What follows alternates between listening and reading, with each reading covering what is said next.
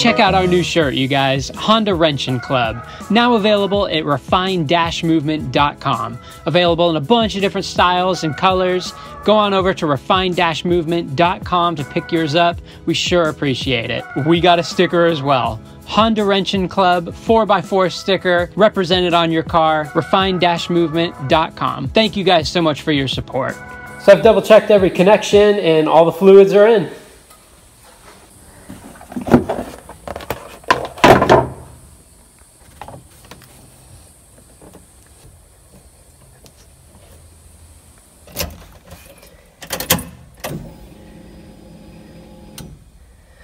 I've got power, that's good. Just kind of look around for any leaks. See if I smell anything, any fuel, which I don't. Just trying to look underneath the injectors or anything, you know, underneath the fuel rail as well. I'm gonna go ahead and prime this thing a few times. Yeah, we're holding.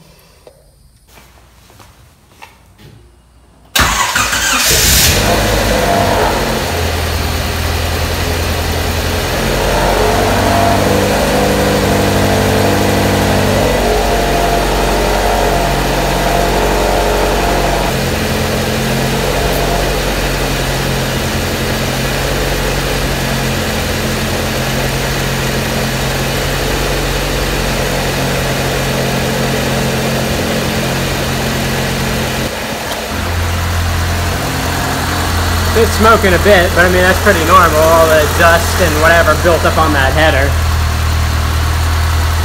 Idling pretty good.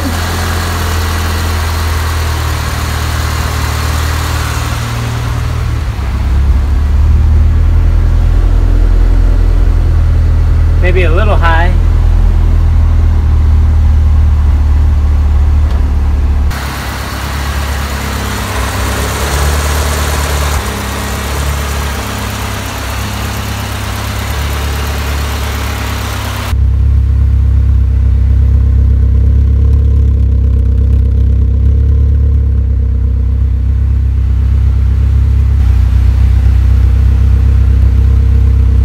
So there was nothing leaking until there was something leaking, and I know exactly what it is. What's going on, everybody? So I'm going to tell you a little story here while I start to disassemble the timing belt side again. This all goes back to when I got that ported oil pump coming. I thought that when I was originally taking the oil pump off of this engine that I was going to be putting on a ported oil pump, a brand new one from Bad Guys. Awesome place, Bad Guys. So you see here, I'm taking off that original pump, and right there, I think is kind of where it happened. That oil seal must have been super brittle. You know, even though the engine hasn't done many miles, it's still brittle. I think I cracked, actually I know I cracked it on the bottom left side. It just happened. So here looking at both of them, I didn't realize, obviously at the time when I was taking the thing off, that there was going to be a problem. The original pump has an opening on the crank of 2 inches, and the Y-style pump from like a Y7 or Y8 has 1.5 inches. So that really became a problem. And unfortunately, finding the oil seal for the D16A proved to be a little bit of a task, but we ended up getting it. I'll tell you what, man, buying this brand new bracket with these brand new bolts and that refurbished alternator coming in handy already, because I know that bolt's gonna come free when I go to break it. So listen guys, I get it. I can already hear you typing saying, dude, why would you put the oil pump back on knowing that the seal is broken? Listen, I get it, okay? This has been a huge mess. This whole thing has just been a huge mess. Waiting for this D16A oil pump, I never ever thought I would be waiting so long for this thing, and it's no one's fault. You know, it's the whole virus thing is holding everything up. But to get back to it, yeah, I should have just looked for another O-ring that would fit, another front main seal that would fit. I really honestly believed that I'd be getting this oil pump again and again and again, because I actually was told 3 different times now that the pump has arrived in the States. We're just waiting on it, blah, blah, blah. And again, that's no one's fault. I'm not blaming anybody. that's just the facts. That's as it happened. So I'm like, well, I'll just keep holding out, waiting for this thing. And eventually I just got to the point where I'm like, you know, I don't even care. I just want to put this thing back on. It may leak, maybe it won't. I'm going to be changing out the pump or the seal regardless. Let me just try to fire this thing up. And that's exactly what I did, and I'm happy I did, because I found out the engine was running. I just needed to get another seal coming. So you can see there how it's all wet around the seal. Yeah, that thing is just probably not sitting in there quite right, and I made a little bit of a tear. I don't know if you can see up in the corner there. Yeah, this side a little bit more dry, but that's what's got to get replaced. All right, so inside of this box is my new oil seal, and I actually ended up getting a couple other seals for the oil pump. One of those seals that goes for the pickup tube, but then that other small little O-ring for the pump. You see they're Honda pieces. I ended up getting them from the parts store that I like online, but you know, they're Honda pieces. You could obviously go get them at the Honda dealership. So this was funny. I was like, man, I really hope this thing fits, because again, this seal is actually for a B18, like a GSR. So I'm like, man, you know, I wanted to compare them here. You see the old one to the new, and I was just really hoping that this thing was gonna, you know, fit and work.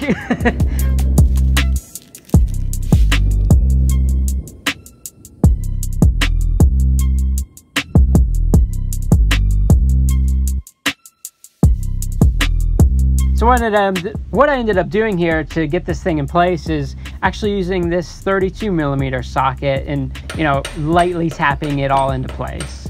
Ended up using this ring right here as well as this 32mm socket over top of it, and then I hit it with the rubber mallet. I also had to use the butt end of the wrench here just for this top part right up here. I just had to kind of position it like this and then lightly tap it with the hammer.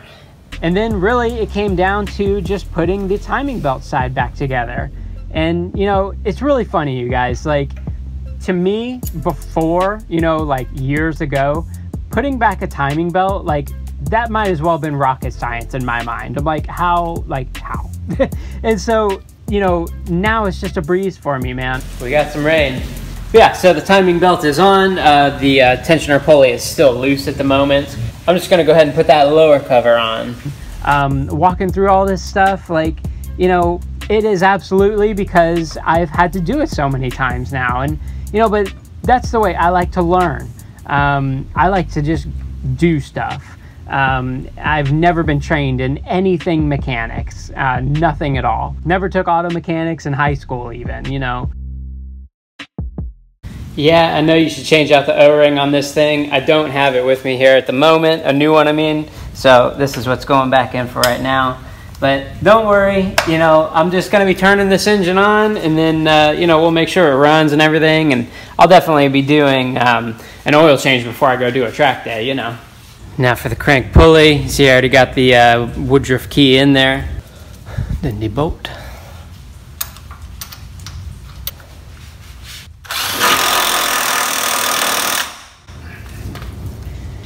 Go def. And you see we are still on the up. The lines on the side match up. And then down in there, a little hard to see, but we are all lined up. Now to put a little bit of tension on this belt, the crank, a turn forward, of course, 'cause that's the way the engine rotates. Put a little bit of tension on the back here, just like a quarter of a turn. Got a little bit of tension to it. You can feel on the front belt how there's some tension.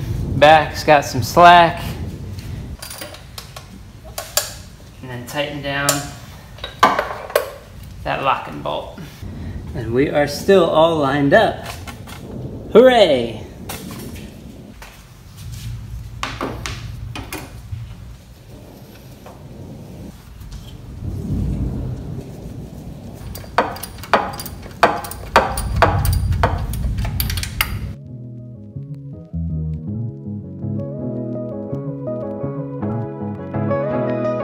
And we're back.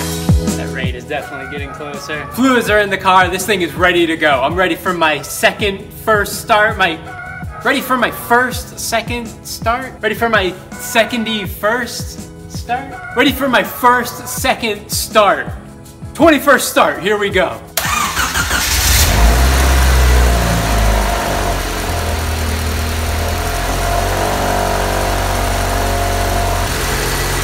We got that clunking sound again, but that's just because of this mount. This thing is rattling right here.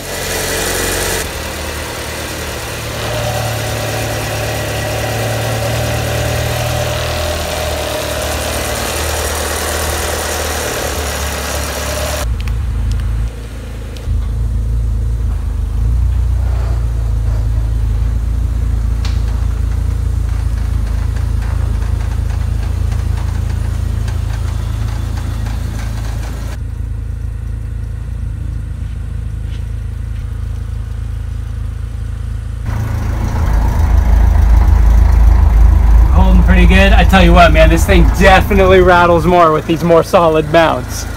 So yeah, this car just became a little bit more aggressive with those mounts, man. I feel it even pulling out of the driveway. Like, it's like, rah, you know, it's gonna be intense when I get this thing back out on track, but I am so looking forward to that moment. It's been idling now for about 20 minutes. Everything is fine. I'm gonna pull it back in the garage and, you know, just make sure everything's everything. In the next videos coming up, we're gonna be actually taking this thing out for its first drive.